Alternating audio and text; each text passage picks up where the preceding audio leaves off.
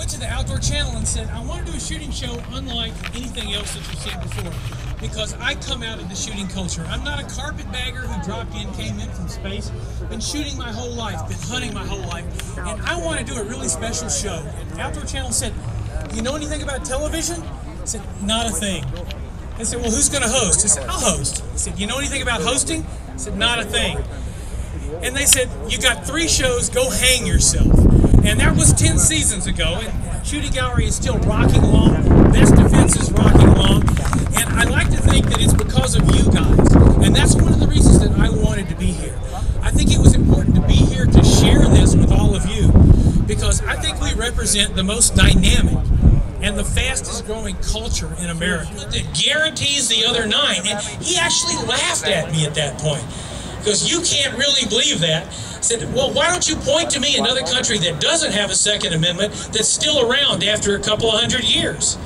I said, finally, the culture that we're from, the gun culture, my culture, our culture, we don't think that words like courage and honor and responsibility are the punchlines to dirty jokes. I said, we believe. Those are things we believe in, and those are things that are a part of our lives. And he kind of looked at me and he goes, anything else, Mr. Bane? I said, yes, and here's the most important point. We're winning. Your culture is dead. Your culture is a dead end, and my culture is winning. I was privileged to be involved in the concealed carry fight in Florida in the mid-'80s, and boy, I got to tell you, we thought it was a long shot.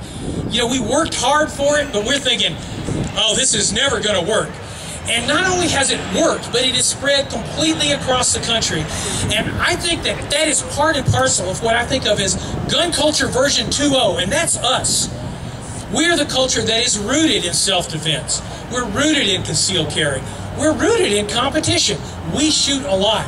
This morning, a survey came out from the National Shooting Sports Foundation that said, and this will be a shock to all of you, and so be surprised, people with AR-15s shoot more than anybody else in the country. What a surprise. Shell shock. We are a different gun culture. We're a more aggressive gun culture, and that is specifically why we're winning. I was flying back last week from Wyoming, and it was spring break at the universities in Wyoming, and the plane was full of college kids headed south. And in front of me there were 4 seniors and 2 women, 2 men, and they're talking, and basically I don't hear young people anymore. I know some of you older people actually have that problem along with me. It's kind of like, sounds like noise, but they're talking, and I realized what they were talking about is they'd all just turned 21, and all of them had applied for their concealed carry permit. And I thought, we have tipped. We have finally, when college students talk about concealed carry, we have tipped. I live in Colorado, which is one of the speakers before said.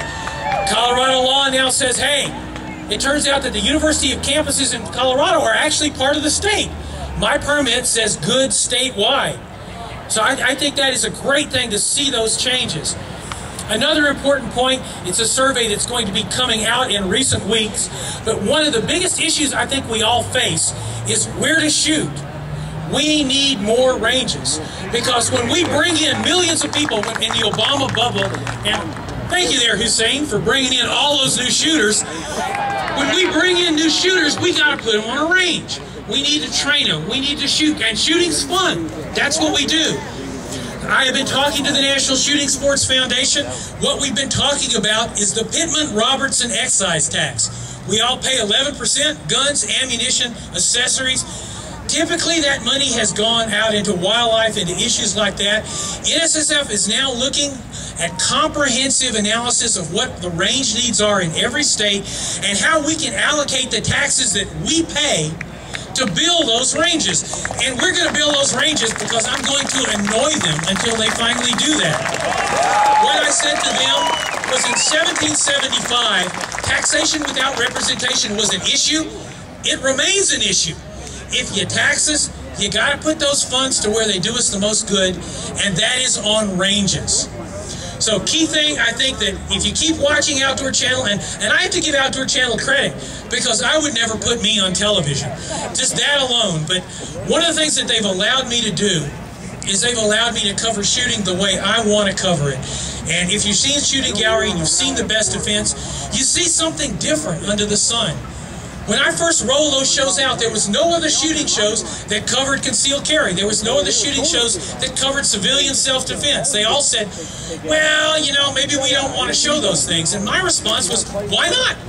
It's what we do. We need to put those things out there, and we need to get more people to do it.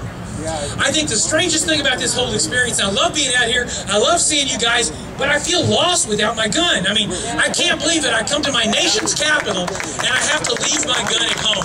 It's just wrong. And I think in the end, the concealed carry movement sweeps over the rest of America. And for all you poor guys in Wisconsin, in Illinois, and even in New Jersey, I was talking to a guy in New Jersey, he goes, you know New Jersey is not really in the United States, right? It's coming. Change is coming, and we're going to keep pushing until we get that change. You know, I wanted to have some sort of like Boffo ending. Like, hey, okay, here's a Boffo ending, and I don't have one. But I thought I might crib something from my friend Wade Kimes, who's a country singer. And I promise you I will not sing, because if I did, you guys would be sprinting toward the Washington Memorial. But a few years ago, Wade wrote a song called In Our Land. And the last verse is worth listening to again and again and again. And that verse is, here I stand with my gun, born free, native son. The blood in my veins runs American. Here I stand in my land with my gun. And my friends, that is what we're doing here. We're sending a message to America, and thank all of you for being here.